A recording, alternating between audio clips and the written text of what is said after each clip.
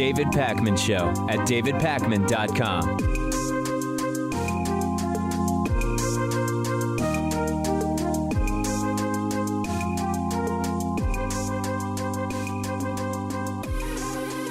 So Democrats had debate night two last night. Again, because of the number of candidates, the second debate split into two nights. I told you after the first night that the winners for me were the sort of growing Bernie Warren coalition, both doing really well. Some people thinking Bernie did better than Warren. Some people Warren better than Bernie, but significant consensus that they both dominated that debate, followed sort of hilariously in a way by Marianne Williamson, who talked about dark souls or dark energy or something like that. But she actually did do better than everybody else on that stage other than Bernie Sanders and Elizabeth Warren. That was night one. Night two last night, it was much less clear who won per se.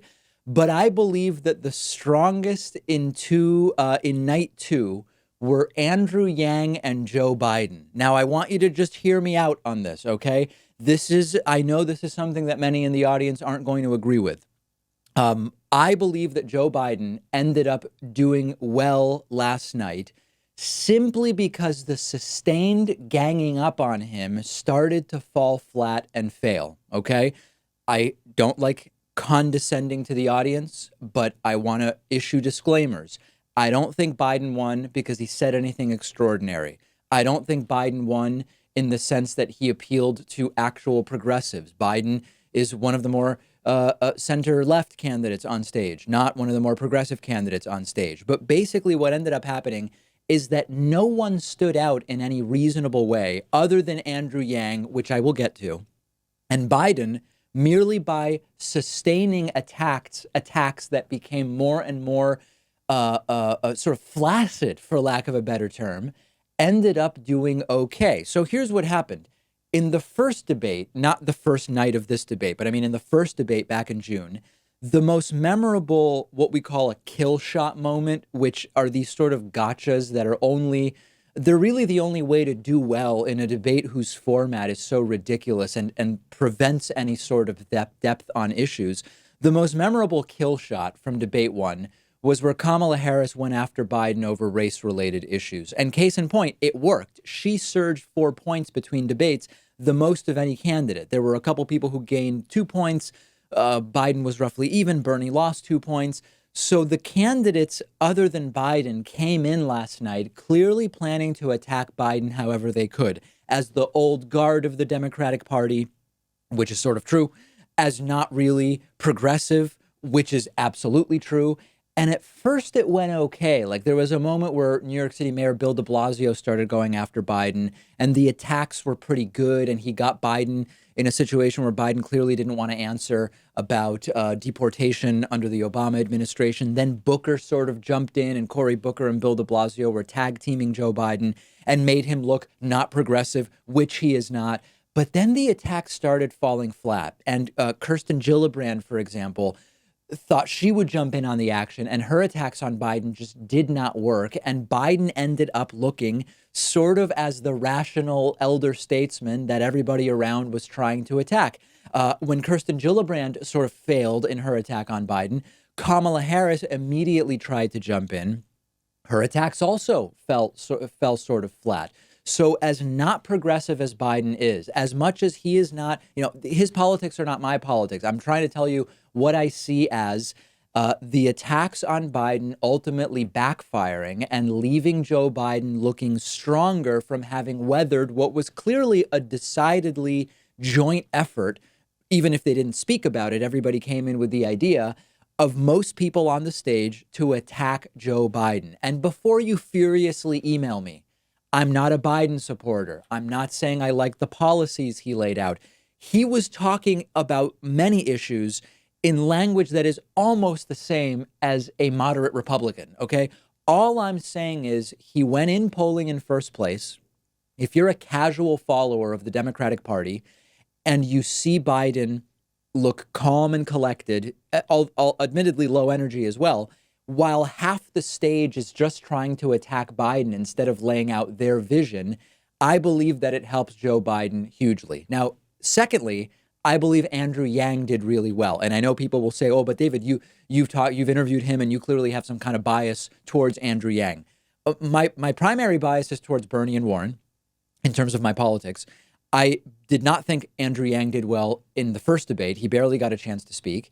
And he did well last night, despite, by the way, Yang was the fourth in terms of polling on the stage last night. And from the analysis I saw this morning that producer Pat sent me, he got some of the least speaking time, and yet he still did really well. Andrew Yang gave a really good answer, framing Medicare for all as something that's good for small businesses, which really reverses the Republican talking points on the issue. He worked in his $1,000 a month freedom dividend in a more natural sounding way than usual. One of the criticisms of Andrew Yang is he often goes to that freedom dividend in ways that seem very forced and they don't really land in a way that you would want. He did much better on that. He gave a really strong answer about reality TV politics that the crowd loved. Take a look. Here with makeup on our faces and our rehearsed attack lines, playing roles in this reality TV show. It's one reason why we elected a reality TV star as our president. We need to be laser focused on solving the real challenges of today. Andrew Yang also talked about literally moving to higher ground because of climate change, which is sort of imagery that provokes an urgency that a lot of other candidates failed to provoke. A lot of discussion about climate change, but a lot of the candidates' rhetoric really falling flat in terms of pointing out that we are in a crisis. Andrew Yang did really well there. So if I step back and try to look at the two nights together, which is hard because you don't have everybody on the same stage, Bernie and Warren, I believe, are the big winners, the strong progressive coalition. The left is an important part of the Democratic Party. They crushed it on night one together. On night two, I believe Biden, by weathering increasingly flaccid attacks against him, is probably going to at least sustain his polling. Andrew Yang, I would guess, is going to pick up some polling. Otherwise, I don't think that the zeros and ones really benefited from either night of these debates. My prediction would be, in terms of polling, and we'll maybe have some of that by Monday, some of the 0 and 1 support will start to just go away and consolidate around Bernie and Warren. I think Biden will basically be unchanged and Yang will pick up a little bit. Now, serious question. A bunch of people during my live stream yesterday on Twitch at twitch.tv/David Pakman were asking whether I think any of the candidates are taking pharmaceutical, drugs to calm nerves or whatever. I actually, it is an open question for me as to whether at least some of the candidates were on some kind of downer or anxiety medication.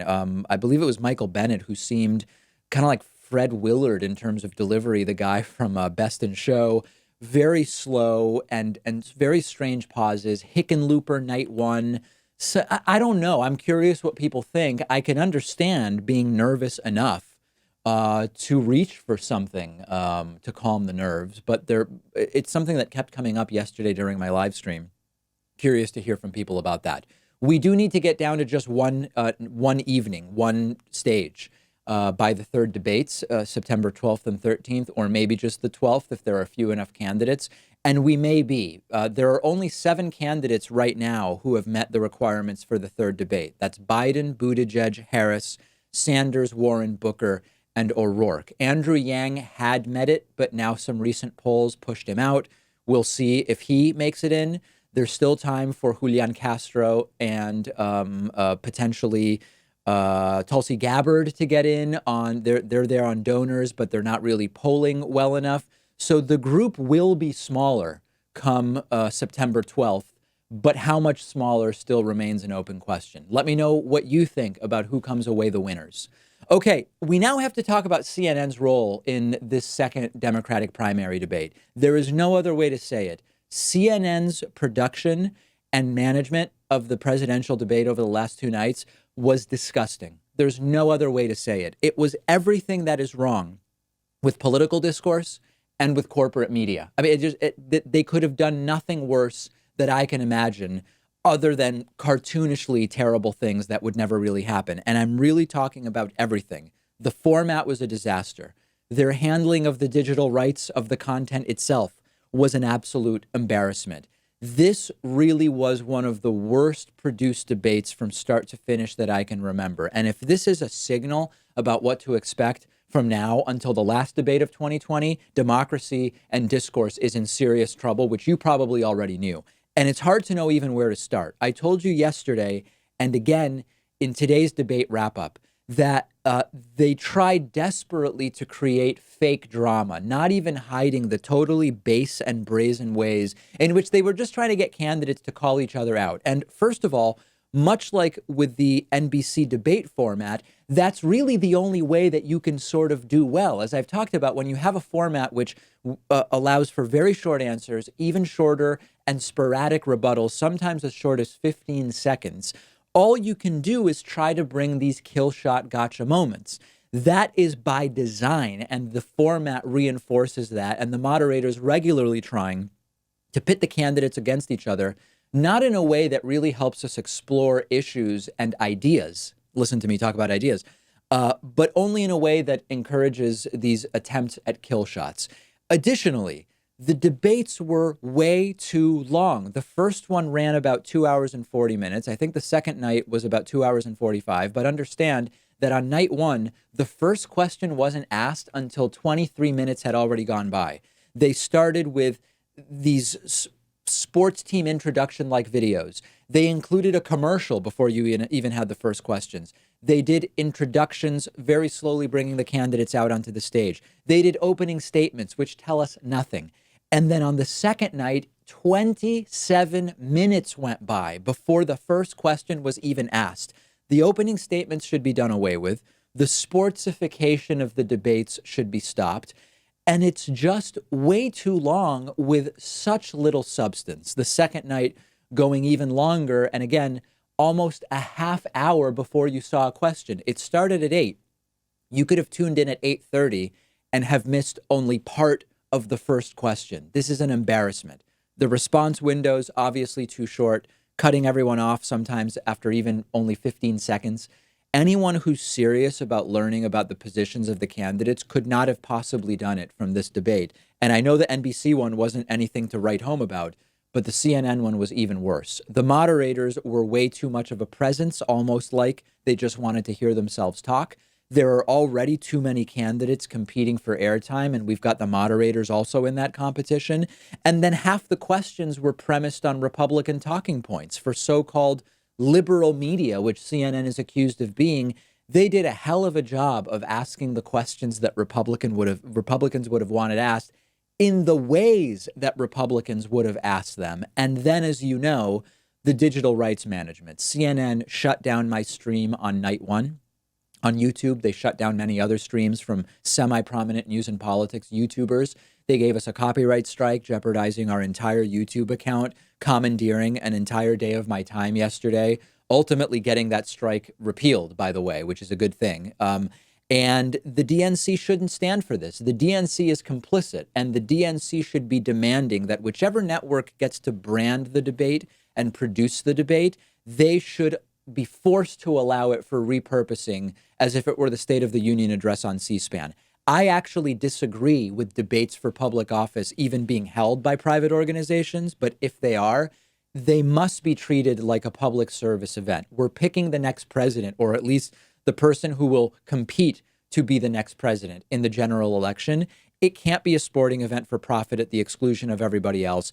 It was an absolute and total embarrassment. The next one is in September. ABC News, Univision together are running it. I really hope it's not another disgusting atrocity like what we saw on CNN the last 2 nights, but it probably will be. Let me know what changes you think would be the most positive that could be made to the way these debates have been produced so far. I'm on Twitter at @DPacman, and the show is on Twitter at David Pakman Show. The David Pakman Show at davidpakman.com.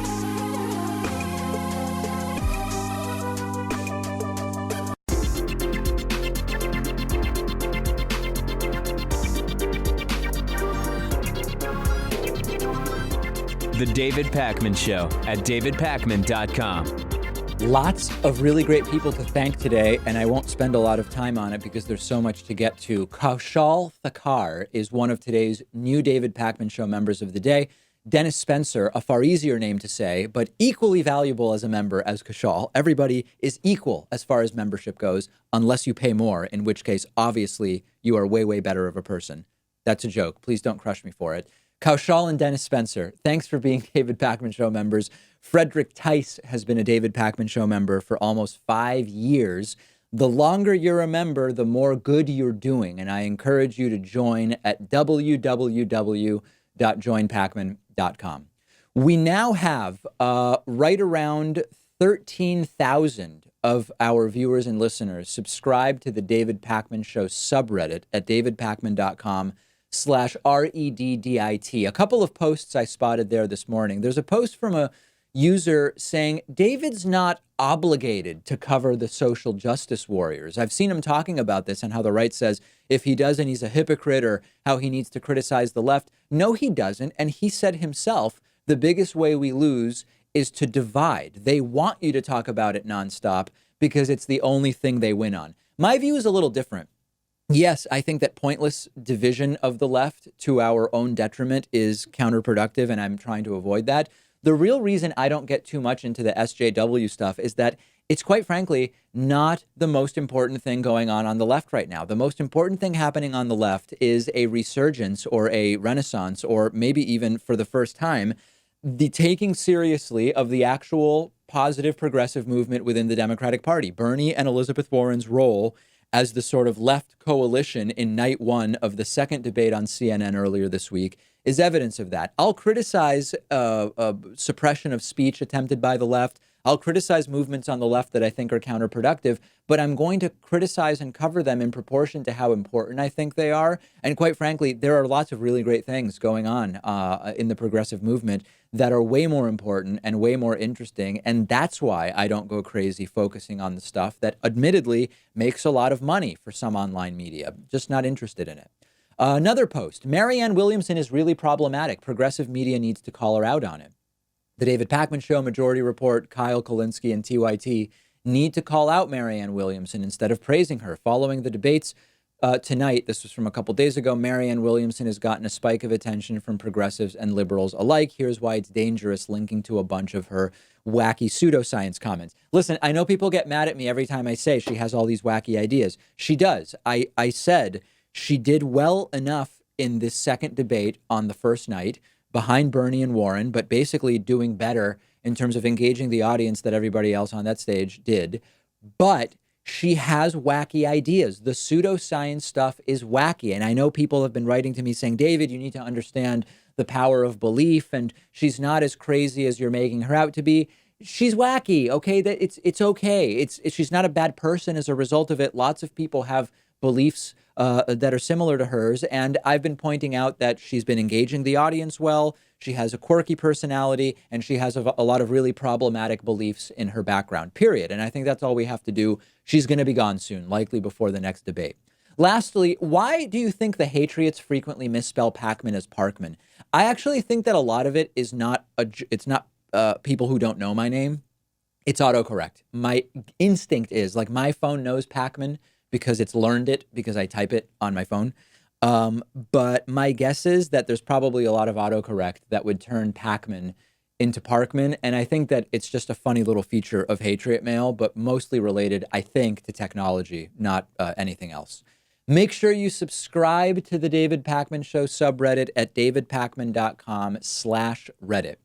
Hey, this is really funny, or this is really weird, to use one of my favorite story segues.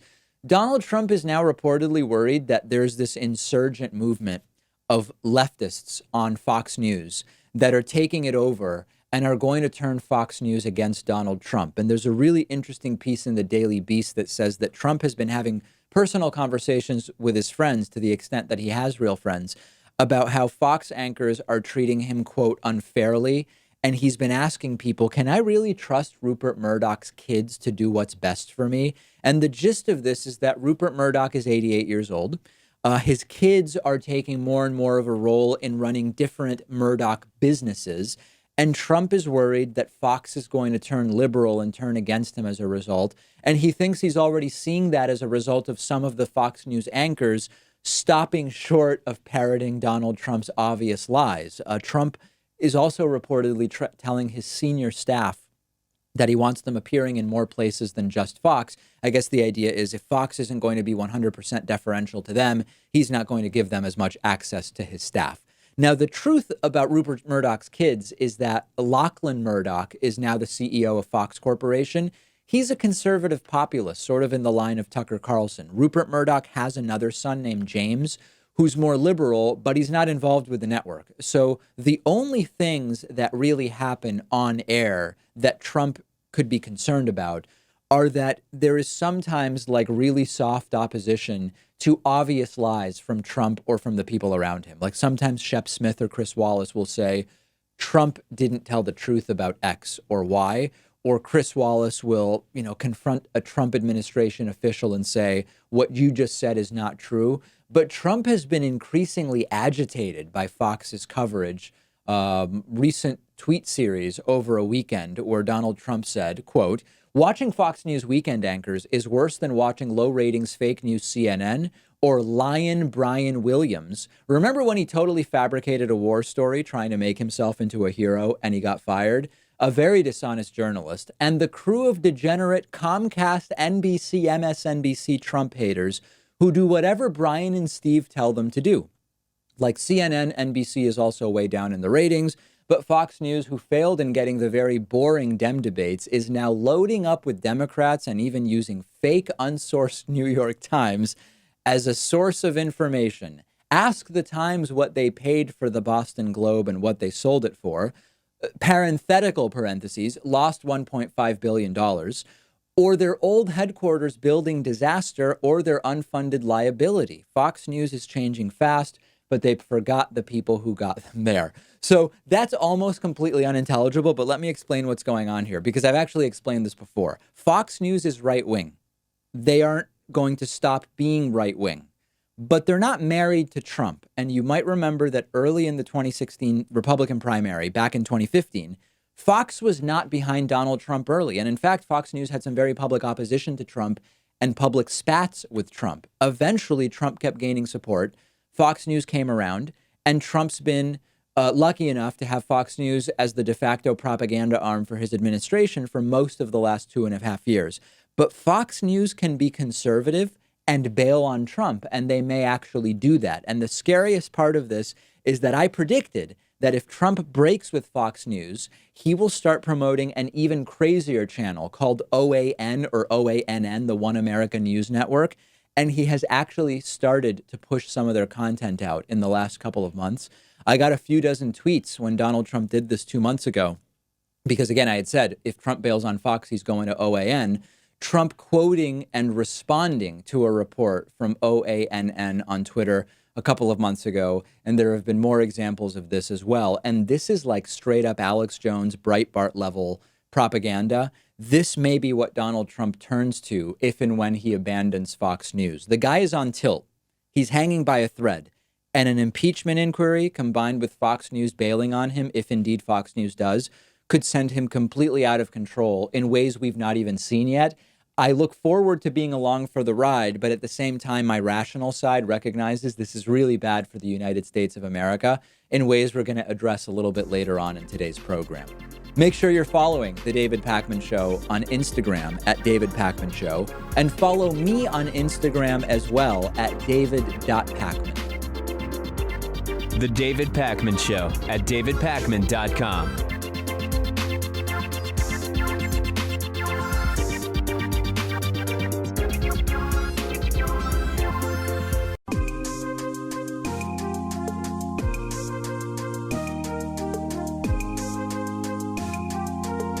Welcome back to the David Pakman Show. It's great to welcome back to the program today Johann Hari, who is the author of the book Lost Connections, Uncovering the Real Causes of Depression and the Unexpected Solutions. Johann, it's so great to talk to you again. Hey, David. I love your show, so I'm really happy to be back. Thank you. Yeah, I'm glad to be able to flesh this issue out more with you, because now that your book's been out a little longer, there have been a bunch of fascinating interviews that you've done. There have been endless interesting commentaries about your perspective on depression, some of which agree with it, elements that disagree with it. And I think it's just a great opportunity to really get into more depth about what you uncovered and the work that you've done. So maybe just to start, let's like recontextualize depression in 2019 a little bit. To make an analogy, there's a lot written about back pain as a phenomenon. And one of the things we're sort of learning is that back pain in the way that it manifests in the West doesn't seem to happen in some parts of the world. And there are questions as to whether back pain is more of a result of the sort of physiological realities of living in the West in the information age in office jobs, or maybe more emotional and psychosomatic and psychological. And it turns out that, well, it seems like it's a complex combination of the two in different proportions, depending on which example we're talking about. Is that a fair way to also think about depression in 2019? I haven't looked into this debate about back pain. I'm kind of aware of it like you are. So I don't feel comfortable talking about that analogy. Interesting. I think it's an interesting perspective, and I'd like to learn more about the debate about back pain that you're talking about. I think for me, I think you're right to suggest that this is a question that is more complex than we've generally been prompted to think over the last 30 years.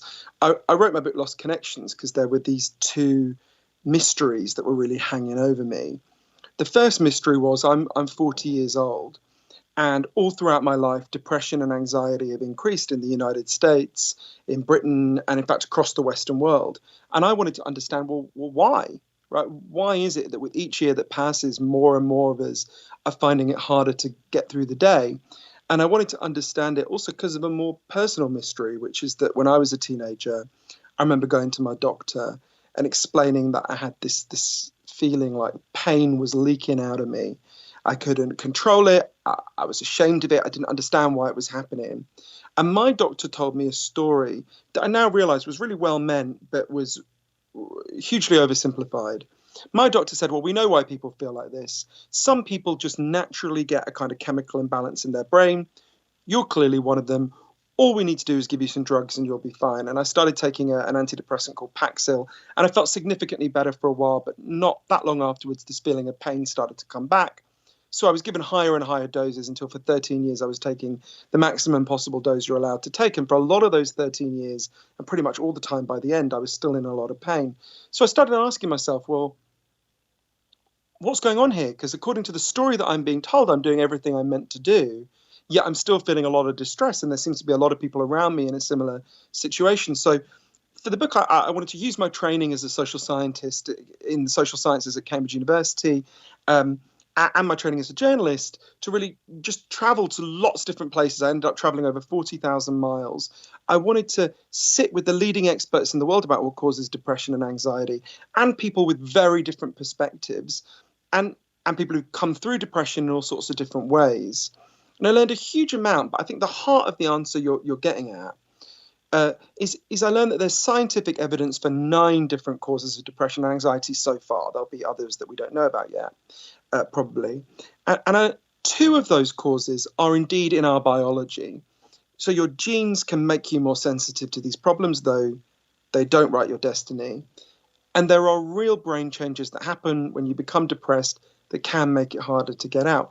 But most of the factors that have been proven to cause depression and anxiety are not in our biology. They're factors in the way we live. And once you understand them, that opens up a very different set of solutions and a very different way of understanding the pain and distress that's spread so deeply across our societies. Can you talk a little bit about what were in the travels that you did, as you talked about 40,000 miles in the research and writing of this book? Was there any place or area where the depression that you learned about or were told takes place there or is prevalent is markedly different than the majority or the predominant type of Western depression that we hear about, that you can think of, where there was something different going on in your mind? Well, there were places where they had a different understanding of the way out. So I'll give you an example. I went to interview a South African psychiatrist named Dr. Derek Summerfield, who's a wonderful person. And I went to see him partly because I was really struggling with this shift in perspective from thinking of this as a problem in my brain, which is how I've been told to think about it and how I thought about it for 13 years, to thinking of it as a wider problem with many causes in the way we live, as well as some biological causes. And it really began to fall into place for me when I went to see Dr. Summerfield. So he happened to be in Cambodia in 2001 when they first introduced chemical antidepressants for people in that country. And the local doctors, the Cambodians, had never heard of these drugs. They were like, what are they? And Dr. Summerfield explained. And they said to him, oh, we don't need them. We've already got antidepressants. And he was like, what do you mean? He thought they were going to talk about some kind of herbal remedy like St. John's wort, ginkgo biloba, something like that. Instead, they told him a story. There was a farmer in their community who worked in the rice fields. And one day he stood on a landmine left over from the American invasion of Southeast Asia, and he got his leg blown off. So they gave him an artificial leg, and after a while he went back to work in the rice fields. But apparently it's super painful to work underwater when you've got an artificial limb. And I'm guessing it was pretty traumatic for this guy to go back and work in the fields where he got blown up. He started to cry all day. After a while, he refused to get out of bed. He developed all the classic symptoms of depression. The Cambodian doctor said, well, this is when we gave him an antidepressant. And Dr. Summerfield was like, well, what was it? They explained that they went and sat with him. They listened to him. They realized that his pain made sense. It was hard for him to see it in the throes of his depression. Actually had perfectly understandable causes in his life. One of them figured, if we bought this guy a cow, he could become a dairy farmer. He wouldn't have to work in the rice fields. He wouldn't be in this position that was screwing him up so much. So they bought him a cow. Within a couple of weeks, his crying stopped. Within a month, his depression was gone. They said to Dr. Summerfield, the Cambodians, so you see, doctor, that cow, that was an antidepressant. That's what you mean, right? Now, if you've been raised to think about depression the way that most of us were, that it's just a problem in your brain, that sounds like a bad joke, right? I went to my doctor for an antidepressant. She gave me a cow. But what those Cambodian doctors knew intuitively from that individual unscientific anecdote is what the leading medical body in the World Health Organization, has been trying to tell us for years. If you're depressed, if you're anxious, you're not crazy, you're not weak, you're not in the main a machine with broken parts. You're a human being with unmet needs. And what you need is love and practical help to get those needs met. This is why the leading doctor at the United Nations on this topic, in their official statement for World Health Day, said a few years ago, we need to talk less about chemical imbalances and more about the imbalances in the way we live. Now, this is not to say there aren't very real biological contributions. There are. It's not to say that drugs don't give some relief to some people. They do. They gave relief to me for a while.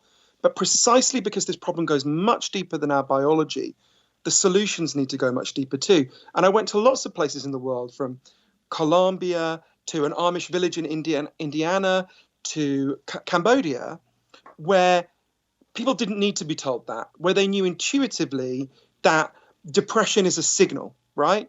Depression is not a malfunction. The way that we've been taught to think about it in this culture for the vast majority of people is to think about depression as effectively what we're told as a story. Think about what my doctor told me, again, with really good intentions, was your depression is like a glitch in a machine, right? It's like a wiring problem in your brain. But actually, what the best evidence shows is, while there are biological contributions that can make you more sensitive and can pose obstacles to getting out, actually, for the overwhelming majority of depressed and anxious people, we feel these ways for reasons that sure can be hard to see when you're in depression. I know that very well. And that actually the key is to solve the underlying problems. Yeah, so let's dig into that a little bit, because, okay, let's put aside for a second what we're talking about in terms of genetic predispositions, chemical imbalances, and we'll focus kind of on the environmental and situational.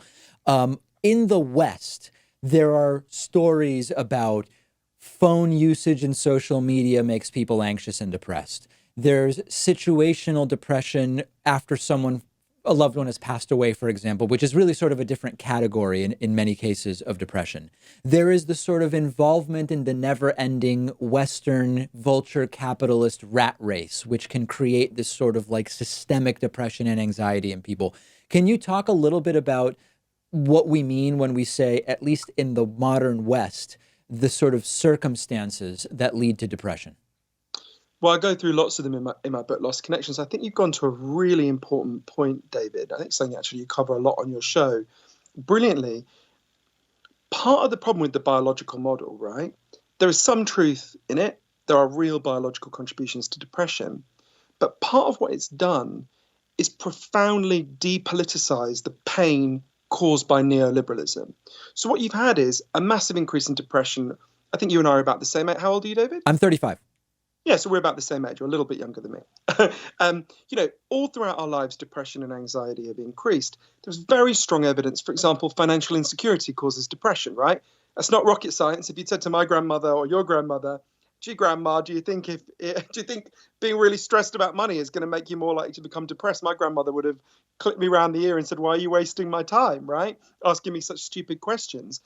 If you think about many of the factors in the way we live that have increased people's depression and anxiety, you've seen those forces, and at the same time, you've seen, and this is not a conspiracy or anyone consciously doing this, you've seen the rise of a story that says, oh no, your depression isn't anything to do with all of those things. The fact that half of all Americans, through no fault of their own, have less than $500 in savings for if a crisis comes along, which is going to make you really anxious and really depressed. And I can talk about some of the science of how we know that if you like.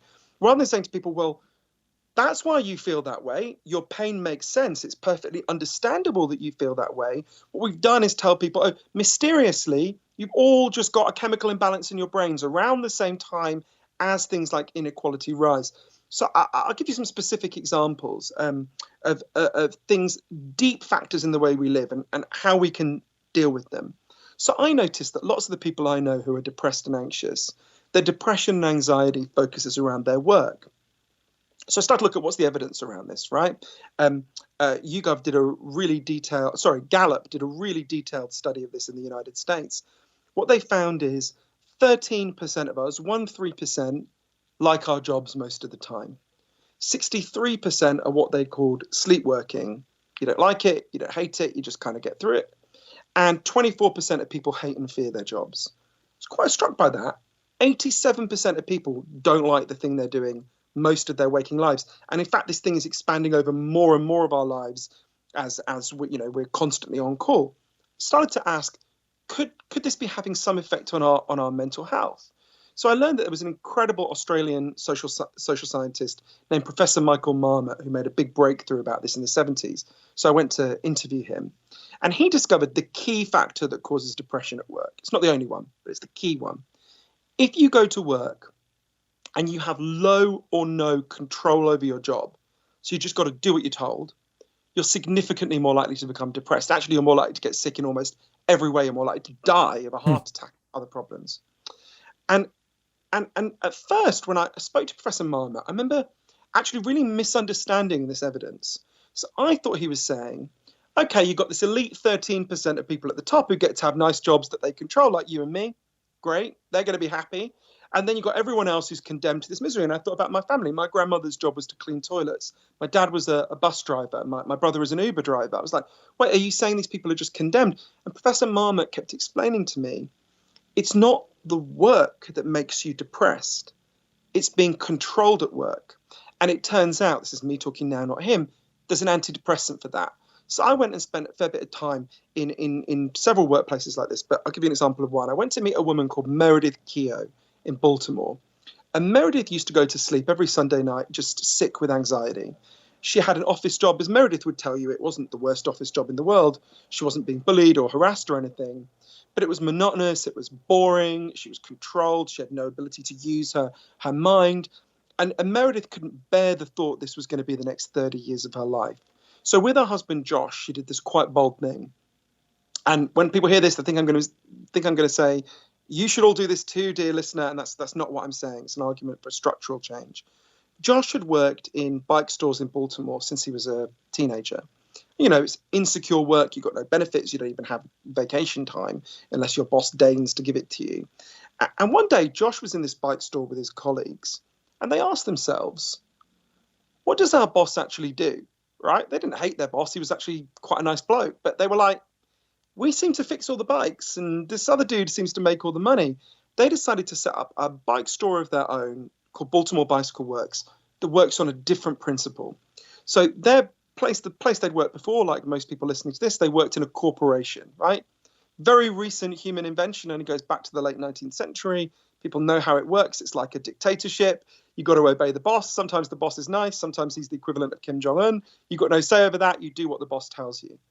They decided they were going to set up a bike store that worked on an older American idea. Baltimore Bicycle Works is a democratic cooperative.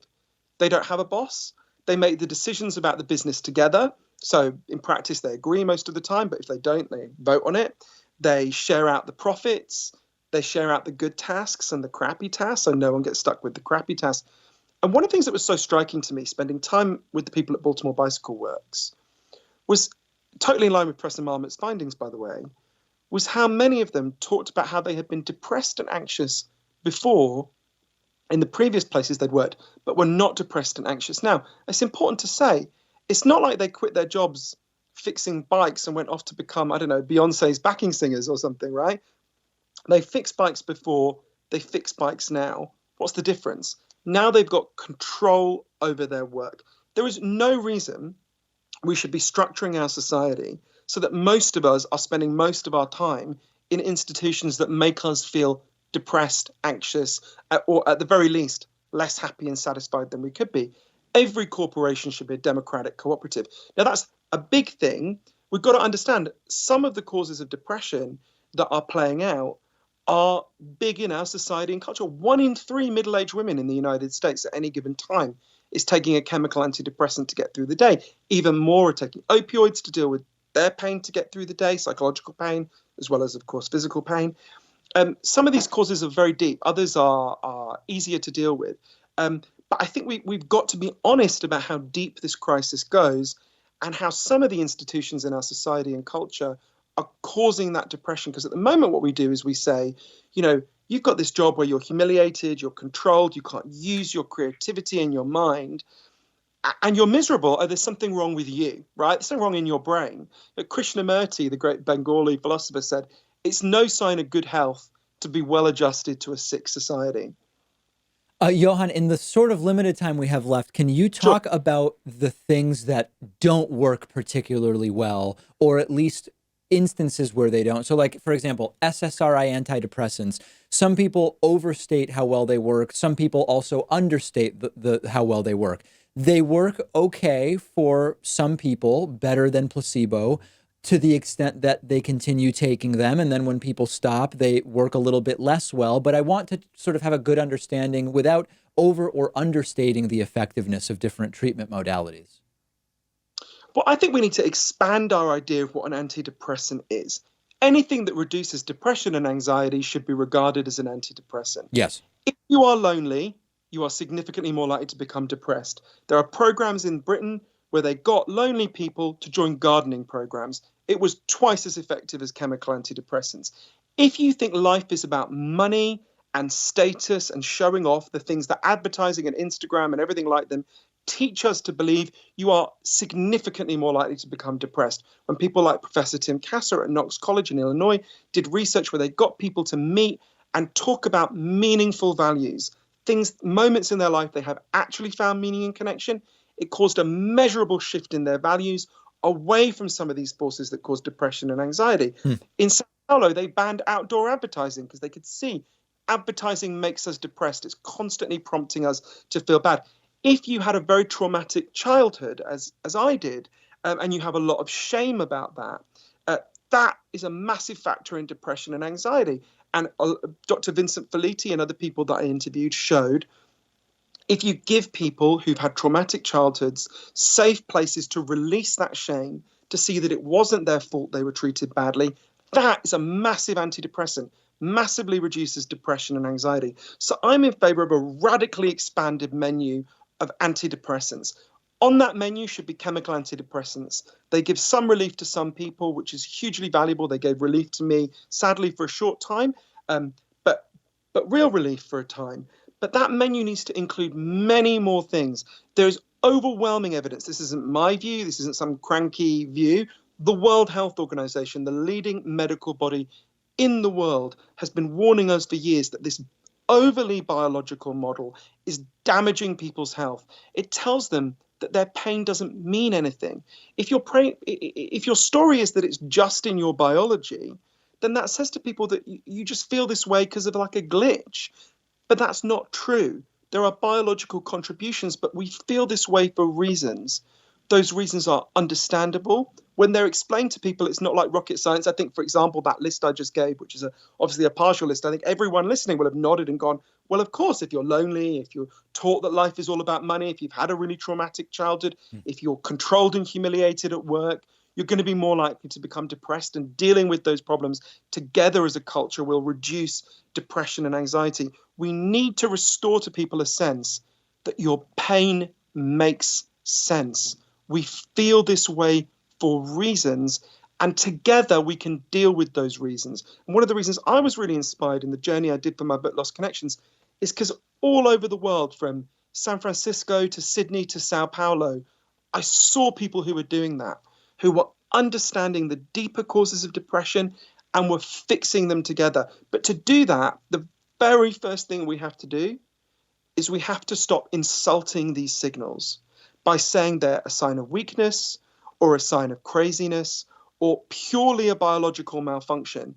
And we need to start listening to these signals because they are telling us something we really need to hear. And it's only when we honor these signals and respect these signals that we can begin to see the liberating, nourishing, deeper solutions, the cows that are waiting all around us. We've been speaking with Johann Hari, who is, of course, the author of the book Lost Connections, Uncovering the Real Causes of Depression and the Unexpected Solutions. Johann, always great to talk to you. Thank you. Oh, totally my pleasure. Thank you for doing such a brilliant show, David. Cheers. The David Pakman Show at davidpakman.com.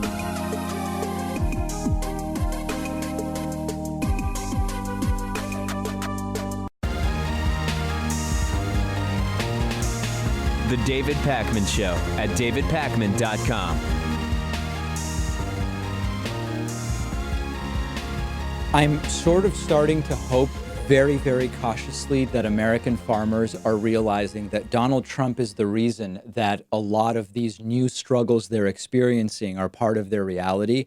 And hopefully they're going to hold him accountable for that in 2020, particularly because a lot of those Midwest states in which these farmers reside were very close in 2016 and could make the difference between Donald Trump being reelected or not being reelected.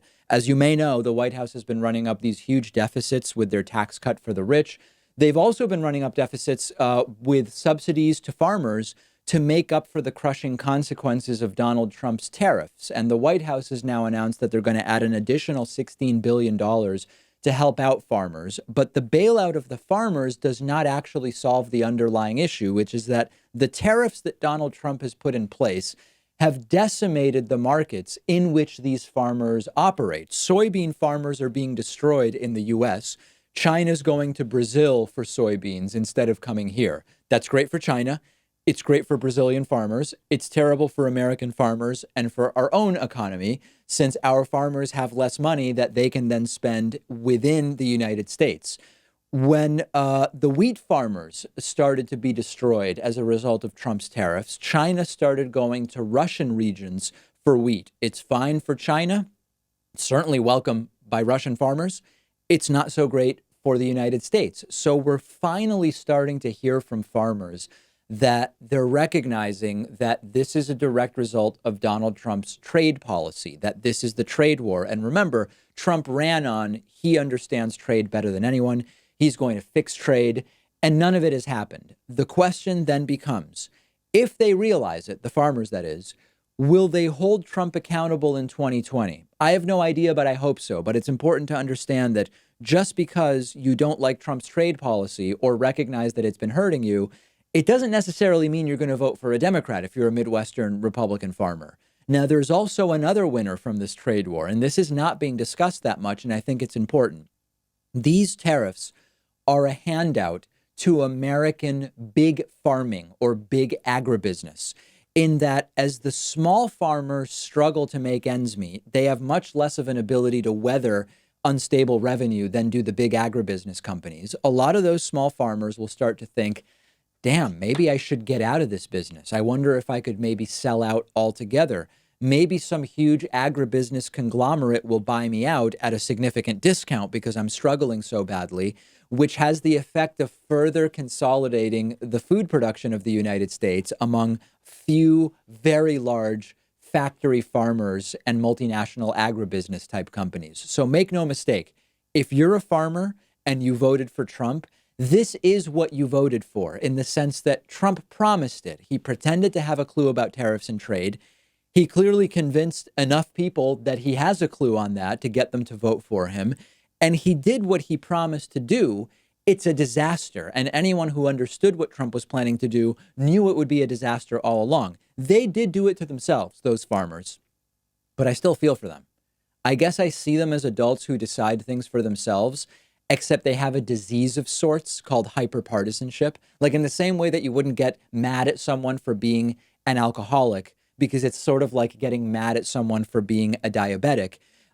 We have, all of us to some degree, have this partisanship that blinds us in some way, shape, or form. You become addicted to political party. You become drunk off of disinformation and political attack ads and talking points.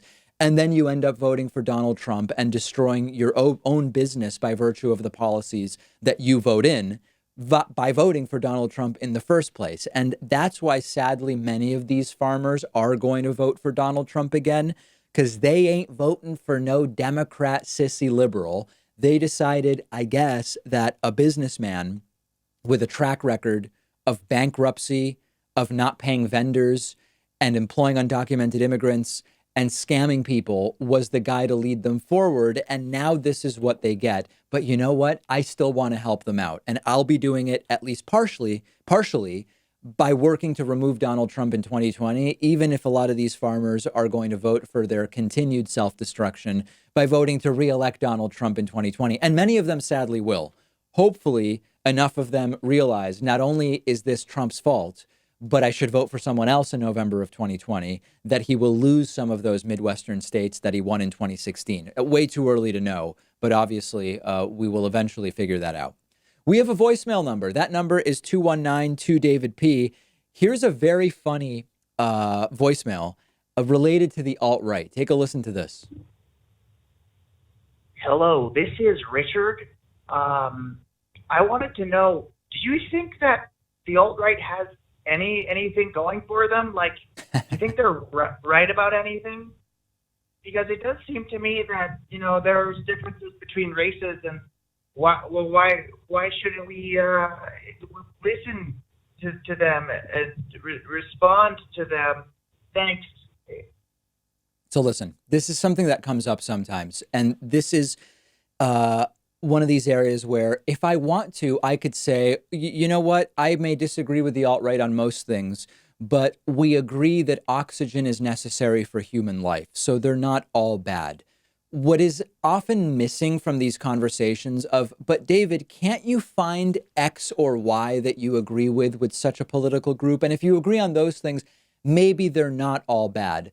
The point is, what defines a political movement is what makes it different from others. So coming up with a list of areas with which in which I am in agreement with the alt-right on relatively insignificant, non-controversial things doesn't really tell us anything about the value of the alt-right as a movement. But when it comes to what defines the alt-right, what the alt-right represents culturally and socially, and to the degree that they have economic policy, economically, it's bad, period. That's it. So like, yeah, I mean, I can come up with things where I would probably agree with almost anyone who is not severely disturbed mentally and disconnected from the real world. But that's not really of value when we're trying to figure out what political movements, what cultural movements, what societal movements are going to push us in a positive direction rather than a negative one. So I don't know. There's probably something that the alt-right gets right kind of by default. Most humans get something right by default. Broken clocks are right twice a day. But with regard to the defining characteristics of the alt-right and the movement and the vision that they have of what they want to change, the things they want to change that distinguish them, everybody can say, well, we're against corruption. Okay. Most people would at least say that. It's not really controversial. The unique defining characteristics are basically all bad. We've got a great bonus show for you today. Donald Trump says he is going to look to cut the defense budget in the future. Now, the problem is he may not even understand the reality of when we talk about the defense budget, there's rarely ever serious discussions about cutting it. There are discussions about slowing down the rate at which the defense budget is growing. And I don't even think Trump understands that. But we'll talk about that on the bonus show. We will talk about the newly released Ronald Reagan tapes where he refers to those monkeys from African countries. Meant to get to this on yesterday's bonus show and didn't. We will also talk about a 10-year-old boy who was charged with assault for injuring a classmate in a dodgeball-like game. Those stories and many more, including the latest updates with the YouTube, CNN, Twitch fiasco that we've been embroiled in, all on the bonus show. 2 ways to get access to the bonus show. Become a member at www.joinpacman.com. Become a patron at patreon.com/David Pakman Show. Look forward to speaking to you then.